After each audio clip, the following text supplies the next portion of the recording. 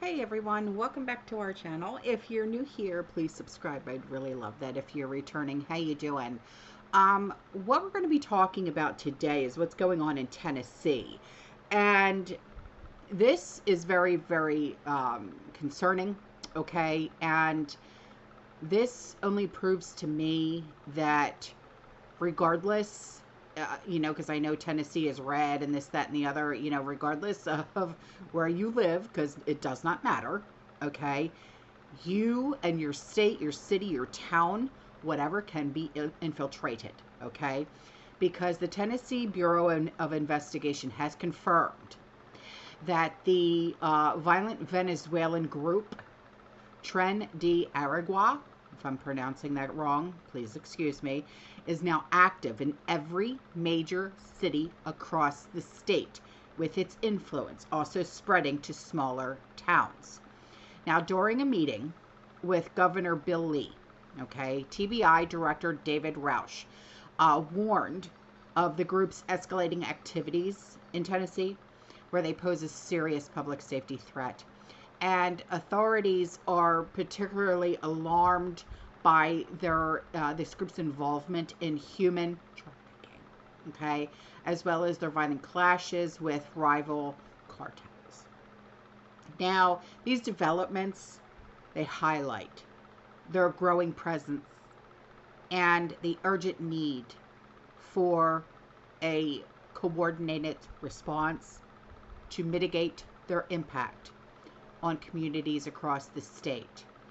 So this group, originally formed in Venezuelan prisons, they have resurfaced in Tennessee with a particularly strong presence in cities like Memphis and Nashville. Okay, now the TBI director, like I said, his name is David Roush. He noted that after a 2-year absence, the group has reappeared in significant numbers. Now, although Knoxville law enforcement has yet to confirm the group's activities locally, TBI officials have reported that members are changing their appearances to evade detection, complicating efforts to track their movements. Now, this Tren de Aragua has gained infamy for its ruthless exploitation of vulnerable populations, especially migrant women and children, girls in particular, through the human trafficking and trafficking. Okay, so this Venezuelan group typically establishes its foothold with the trafficking operations before expanding into other enterprises, including retail theft, substances, violent confrontations, and their members, they demonstrate an alarming willingness to engage in public brutality. In one case, they filmed themselves executing a cartel member in broad daylight, okay, with their pew-pews 31 times, and posted the footage online to intimidate others.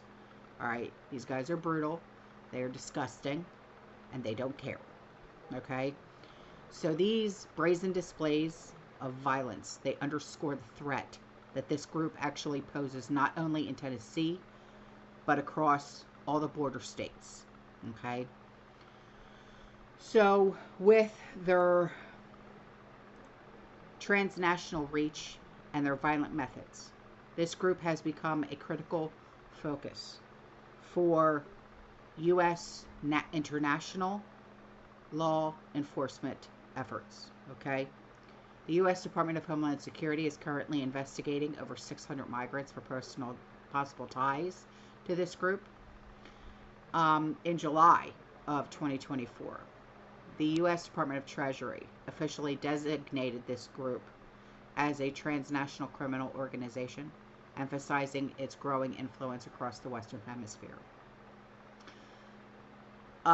This administration, the Biden administration, offered a $12 million reward for information leading to the capture of their leader.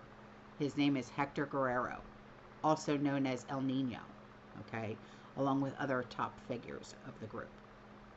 Guerrero was imprisoned for taking the life of a police officer. He escaped Venezuelan custody and is believed to be hiding in Colombia along with some other leaders. So this Tren de Aragua originally formed over a decade ago in a notoriously lawless prison in Aragua, Venezuela. It grew in power as millions of Venezuelans fled the country's economic and political collapse under Maduro. And the group initially targeted migrants through human loan sharking, smuggling, but over time they expanded their operations to include substances, extortions, got confrontations with local criminal syndicates across Latin America. So TDA's influence now spans countries like Colombia, Peru, Ecuador, and where its violent crimes have worsened already, they have much higher murder rates. Okay, so this group has even forced alliances with other notorious organizations such as Brazil's Primeiro Comando de Capital, and this solidifies the transnational reach.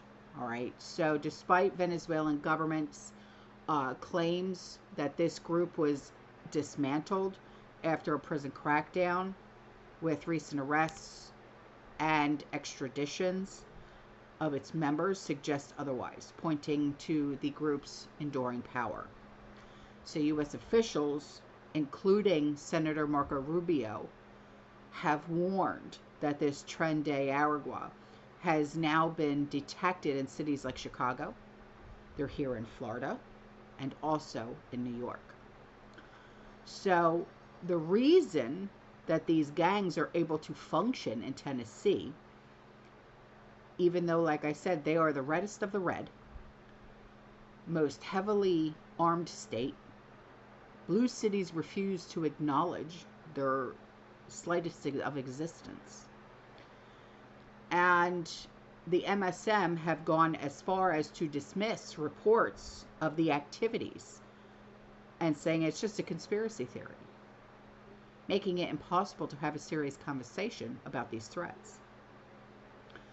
But by ignoring the presence of these groups, they can almost ensure that the problem is not addressed, putting public safety and communities at risk. And the reason why these groups continue to thrive is that addressing their activities would force the deniers, the confrontations, uncomfortable truths about their policies on substances as well as immigration issues. So Tren de Aragua comes from Venezuela, like I said. So any criticism of this group is dismissed. And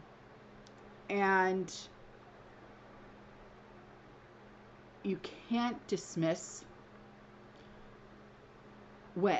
something like this, especially when you have hardcore proof, okay? And I have that hardcore proof, and I'm going to show it to you, okay? This obsession with political correctness, like I said with MSM, okay, is creating dangerous blind spots. It's letting violent transnational groups like this infiltrate our communities. It's undermining public safety and eroding the rule of law. If we keep refusing to acknowledge the reality of these said groups, we are prioritizing ideological narratives over the safety and the well-being of Americans. But it's not just of the Americans, because they are also targeting migrant women and children, especially girls. And we can't have that, okay? So Because I have said all that.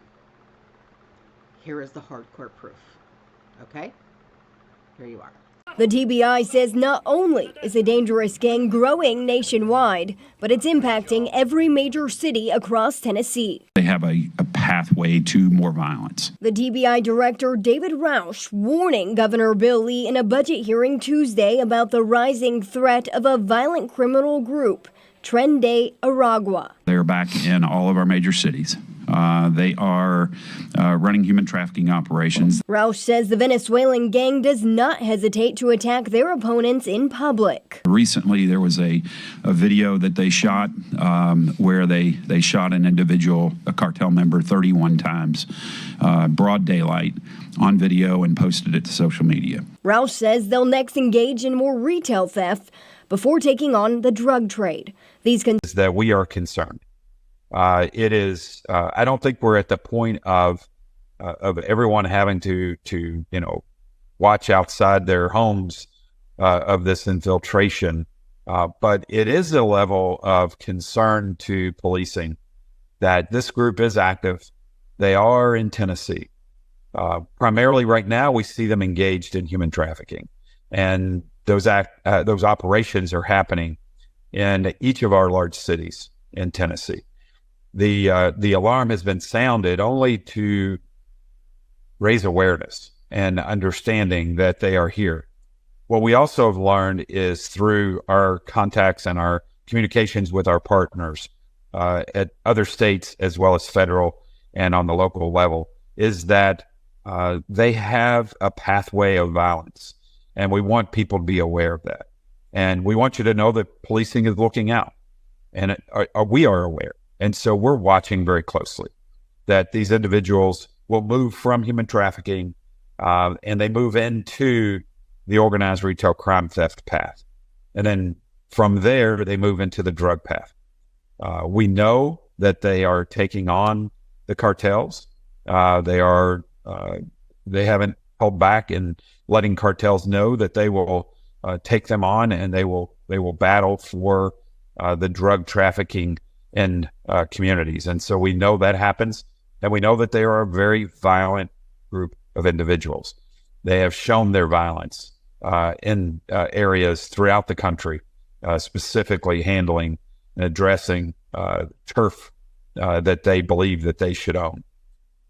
The other piece is that they are very violent toward policing. They're violent toward law enforcement. And so they will fight and they will attack police. They have no respect for law enforcement. And that's an understanding as well. We want to make sure that our partners throughout the state in policing know that, and they're prepared for those encounters. We are sending out information through our law enforcement sensitive networks to our policing organizations so that they are aware of who these folks are, how to identify them, and then how to approach and address them. There are a number of other concerns that we continue to express with our policing partners, but what I want to make sure that the public knows is that we are aware, we are watching them, we are tracking those that we know that are here, and we also want the public to be diligent as always and paying attention in their communities for signs of things like human trafficking. And for more information on that, we have that data available, what to look for and how to spot potential victims of trafficking or situations of trafficking so that you can notify us and let us know so that we can immediately respond and address these situations. Yeah, so we understand that many of our partners are being asked questions about this gang and what they're seeing in their communities. And many of those law enforcement officials, those policing officials, they haven't seen what we know is there. And that is because of the complexity of intelligence gathering.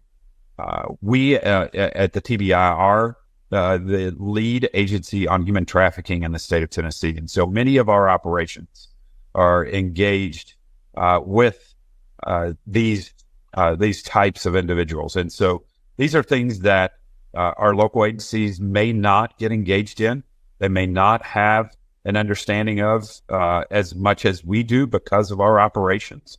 And we also are tied into networks because of our fusion engagement, the fusion center engagement. Because of those networks, we have additional intelligence information from our federal partners, as well as other state and local entities. And so through those engagements is how we know about this information, and we share the information with law enforcement that is particular and specific when we have it and when we can. And so those agencies may not be able to tell you what is going on directly in their community that we might know because they aren't exposed to it at this level yet. They will get information. We will provide information, especially if we have specific targeted information that we can provide to them. But there are times where they may be unaware of actors that may be moving in and out of their area that we are tracking. And so that's not uncommon for a police executive to not be aware of that type of detail in their community. And so it's not that they are asleep at the wheel. It's not that they don't.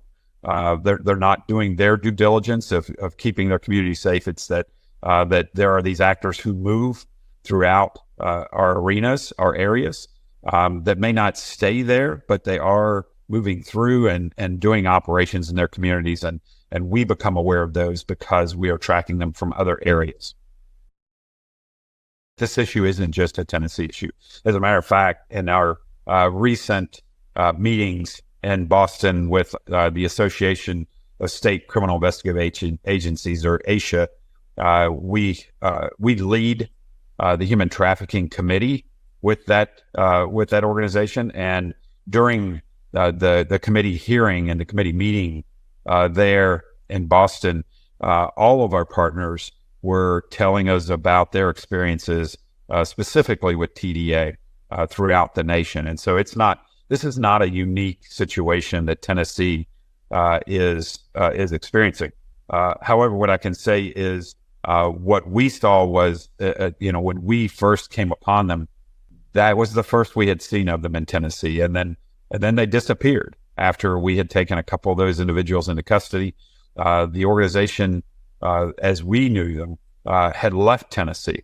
Now the intelligence we have and the information that we gather is that they are back. And that's why we're raising the information now, because we know they have returned. What we don't want to happen is to see them move into those next phases. We want to stop them where they are right now. And that's why we're raising the issue.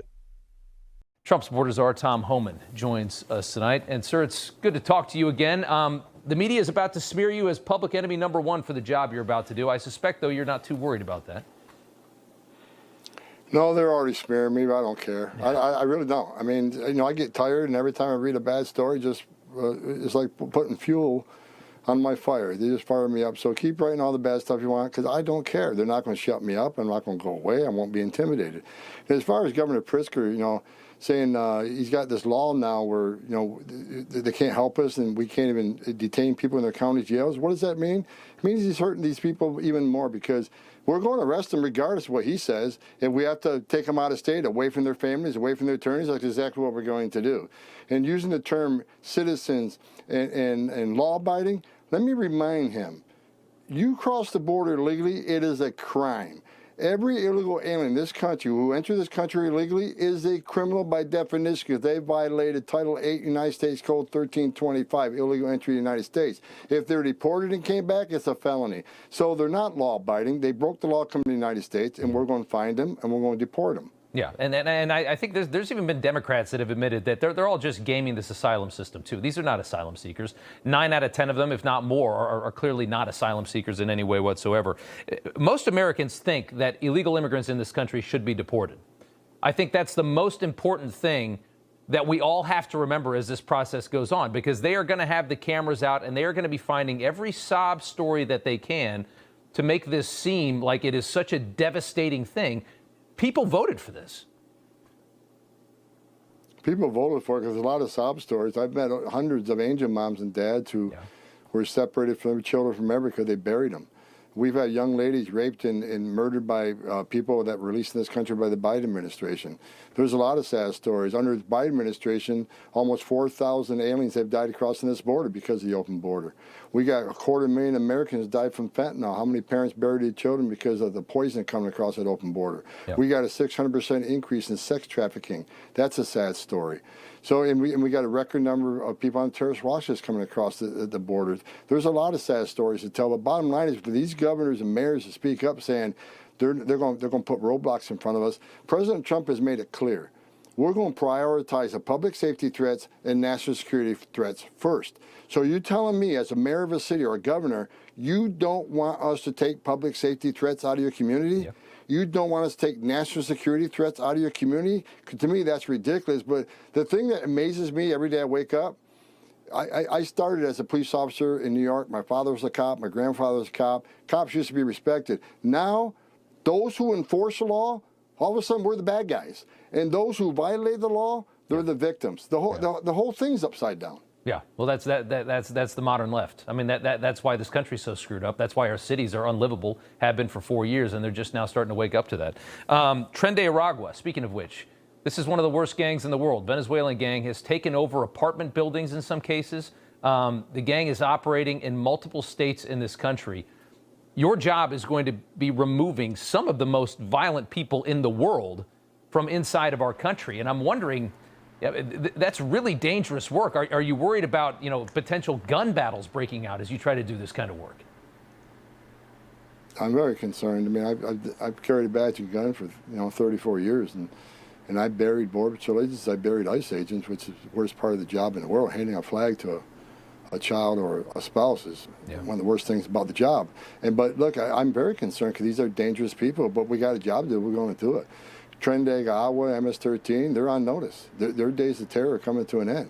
My gang's bigger than their gang, and they're going to be a priority. We need to get them out of here. And we need, and the President Trump, when he gets back in office, Venezuela keeps pushing back. They don't want these people back. It's going to take a strong president to make Venezuela take them back. Right. And whether you take away their visas and shut down their visas, or whether you take some sort of embargo, or whether you take their international aid away, something.